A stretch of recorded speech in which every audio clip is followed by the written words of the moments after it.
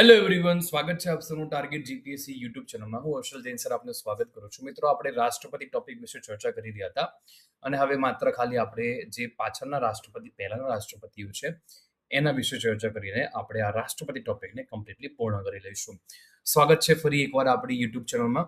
આપણે જો તમે આવનારી પીએસઆઈ, કોન્સ્ટેબલ, તલાટી, જીપીએસસી ક્લાસ 1, 2, સુપર ક્લાસ 3 કોઈ પણ પરીક્ષા માટે તૈયારી કરતા હોય, આપણી આ યુટ્યુબ ચેનલ પર તમારી માટે અઢળક વિડીયો અવેલેબલ છે જે ક્વોલિટી કોન્ટેન્ટ છે.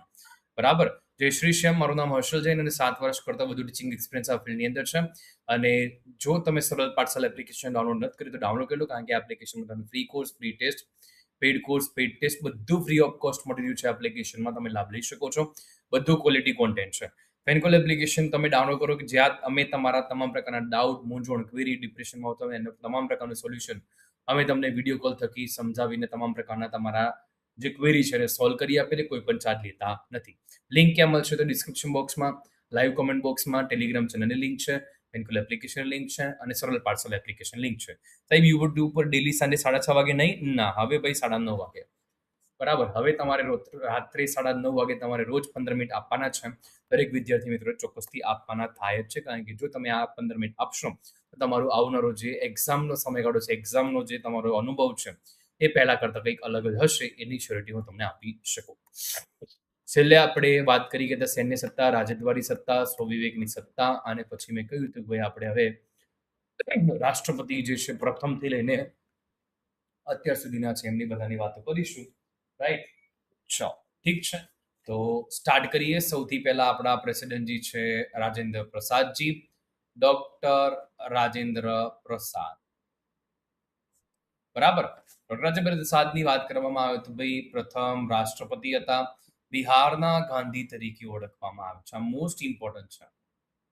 કઈ જગ્યાના ગાંધી કયા છે ને એ તમને આવડવું જોઈએ. એ ભલે ચોપડીઓમાં ના હોય, તમને પરીક્ષામાં પૂછે છે. સૌથી વધુ સમય સુધી રાષ્ટ્રપતિના પદ ઉપર રહ્યા છે, ટોટલ 12 વર્ષ સુધી. 1946ના વર્ષમાં વચગાળાની સરકારમાં કૃષિ મંત્રી હતા. 1947ની સરકારમાં ખાદ્ય અને કૃષિ મંત્રી હતા. રાઈટ? તો આ ભારતના રાષ્ટ્રપતિ ડોક્ટર રાજેન્દ્ર 1950 થી 1962ના સમયગાળામાં. 1962માં તેમને ભારત રત્ન તરીકે નવાજવામાં આવ્યા. તેને એકવાર એન્ટ્રીમ રાષ્ટ્રપતિના રૂપમાં અને 2 વખત રાષ્ટ્રપતિના રૂપમાં શપથ ગ્રહણ કર્યું છે. ઇન્ડિયા ડિવાઇડેડ પુસ્તકના આ મહાનુભાવ લેખક છે. બરાબર. ડોક્ટર રાજેન્દ્ર પ્રસાદ વિશે તમને ક્લિયર હોવું જોઈએ. હવે ડોક્ટર સર્વપલ્લી રાધાકૃષ્ણન, એસ રાધાકૃષ્ણન છે 1962 થી 1967. પ્રથમ રાષ્ટ્રપતિ છે કે જેઓ ઉપરાષ્ટ્રપતિ પદ ઉપર પણ રહ્યા હોય.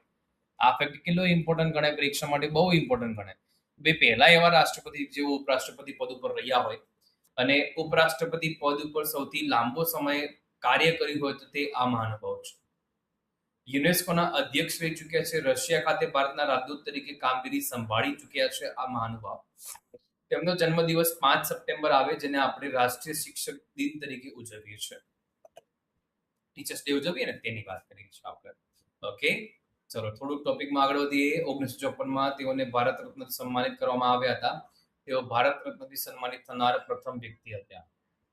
બરાબર. ભારત રત્નથી સન્માનિત થનાર પ્રથમ વ્યક્તિ હતા. 1975માં તેમને ધાર્મિક ક્ષેત્રે સૌથી મોટા મનાતા ટેમ્પલ્ટન પુરસ્કારથી નવાજવામાં આવ્યા હતા. રાઈટ? તમારે આટલું ધ્યાન રાખો, ટેમ્પલ્ટન પુરસ્કારથી તમને નવાજવામાં આવ્યા હતા. ઓકે સાહેબ, જો ફર્સ્ટ ભારત રત્ન રિસિપ્ટ છે, બરાબર, અને ટેમ્પલ્ટન પુરસ્કાર મળ્યો છે તે પણ તમે ફોટોમાં જોઈ શકો છો. અહીંયા ભારત રત્નના ટેમ્પલ્ટન પુરસ્કાર છે. ઓકે સાહેબ, ઠીક છે. ડોક્ટર ઝાકિર હુસેનની વાત કરીએ. 1967 થી 1969 ભારતના પ્રથમ મુસ્લિમ રાષ્ટ્રપતિ હતા. સૌથી ઓછા સમય માટે રાષ્ટ્રપતિ પદ ઉપર રહ્યા હોય, ચાલુ કાર્યકાળ દરમિયાન મૃત્યુ પામ્યા હોય તેવા રાષ્ટ્રપતિ છે. અલીગઢ મુસ્લિમ યુનિવર્સિટીના કુલપતિ પદે રહી ચૂક્યા છે. જામિયા મિલિયા ઇસ્લામિયા યુનિવર્સિટીના સહસ્થાપક રહી ચૂક્યા છે. 1963માં ભારત રત્નથી સન્માનિત કરવામાં આવે. તેઓ રાષ્ટ્રપતિ, ઉપરાષ્ટ્રપતિ અને રાજ્યપાલ એમ ત્રણેય પદ ઉપર રહી ચૂક્યા છે. બહુ જ સરસ પ્રશ્ન પૂછાય. બે નીચેના પૈકી કયા એવા મહાનુભાવ છે કે જેઓ રાષ્ટ્રપતિ પદ, ઉપરાષ્ટ્રપતિ પદ અને રાજ્યપાલ એમ ત્રણેય પદ ઉપર રહી ચૂક્યા છે? તો યાદ રાખજો, ડોક્ટર ઝાકિર હુસેન હશે. ફોટોમાં તમે જોઈ શકો છો મહાનુભાવને. વીવી ગિરી, વરાહગીરી, વેંકટગીરી 1969માં કાર્યકારી દેશના પહેલા કાર્યકારી રાષ્ટ્રપતિ બન્યા છે. તેઓનો ઉપરાષ્ટ્રપતિ તરીકેનો કાર્યકાળ સૌથી ઓછો છે. શ્રીલંકામાં ભારતના રાજદૂત તરીકે કાર્ય કર્યું એકમાત્ર રાષ્ટ્રપતિ કે જેમણે રાષ્ટ્રપતિ પદ પરથી રાજીનામું આપીને ચૂંટણી જીત્યા છે. રાઈટ. એમ હિદાયતુલ્લાહ 1969 કાર્યકારી રાષ્ટ્રપતિ પદ ઉપર ધારણ કરનાર એકમાત્ર સુપ્રીમ કોર્ટના મુખ્ય ન્યાયાધીશ that is M Hidayatullah. VV Giri સ્વતંત્ર ઉમેદવાર તરીકે રાષ્ટ્રપતિની ચૂંટણી જીતનાર પ્રથમ વ્યક્તિ. બરાબર. તેના બાદ વાત કરીએ આપણે આગળ તરફ એકમાત્ર એવા રાષ્ટ્રપતિ કે જેની ચૂંટણીમાં બીજી વાર મત ગણતરી કરવી પડી. 1975 તેમને ભારત રત્નથી સન્માનિત કરવામાં આવ્યા હતા. VV Giri. Fakhruddin Ali Ahmed 1974 to 1977 તેઓ દેશમાં આંતરિક અશાંતિના કારણસર પ્રથમ અને અંતિમ ભાગ કટોકટી જાહેર કરેલ હતી. સૌથી વધુ વખત વટહુકમ બહાર પાડનાર રાષ્ટ્રપતિ હતા ફખરુદ્દીન અલી અહેમદ. તેમનું મૃત્યુ ચાલુ કાર્યકાળ દરમિયાન થયું. ડોક્ટર ઝાકિર હુસેન અને ફખરુદ્દીન અલી અહેમદ બે નામ યાદ રાખીશું આપણે. બીડી જત્તી કાર્યકારી 1977 માં ફખરુદ્દીન અલી અહેમદનું રાષ્ટ્રપતિ પદ પર અવસાન થતા બીડી જત્તી કાર્યકારી રાષ્ટ્રપતિ આવ્યા. સૌથી લાંબા સમય માટે કાર્યકારી રાષ્ટ્રપતિ પદ ઉપર રહેનાર વ્યક્તિ 5 મહિના. બરાબર. બીડી જત્તી. નીલમ સંજીવ રેડ્ડી એકમાત્ર બિનહરીફ ચૂંટાયેલા રાષ્ટ્રપતિ હતા. સૌથી નાની ઉંમરે રાષ્ટ્રપતિ બનનાર પહેલા વ્યક્તિ. રાષ્ટ્રપતિ બનતા પહેલા તેઓ આંધ્રપ્રદેશના મુખ્યમંત્રી પદેથી લોકસભાના 2 વખત સ્પીકર પદ સ્વીકારેલ હતા.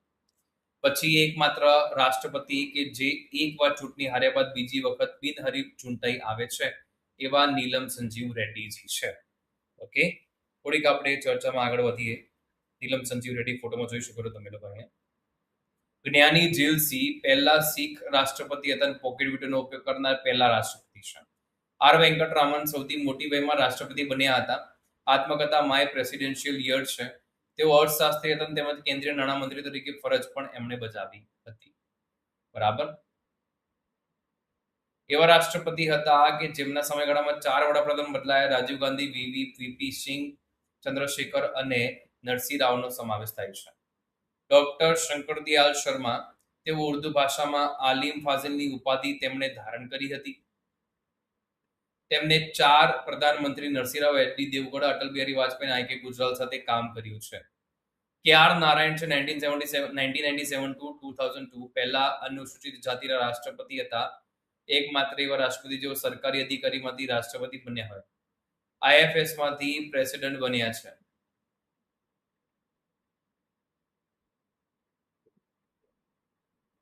બરાબર. આઈએફએસ માંથી પ્રેસિડેન્ટજી બન્યા છે એવા મહાનુભાવ છે આપણા કે.આર. નારાયણજી. ઓકે. તે વધુ અંતરના મદદથી રાષ્ટ્રપતિ તરીકેની ચૂંટણી જીતી હતી. ડોક્ટર એપીજે અબ્દુલ કલામ 2002 થી 2007.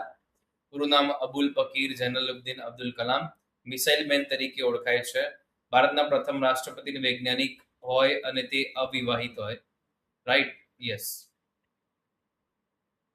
વિંગ્સ ઓફ ફાયર તેમની આત્મકથા જેને ગુજરાતીમાં હરેશ ધોળકિયા દ્વારા અગનપંગ નામથી કૃતિમાં થયું હતું.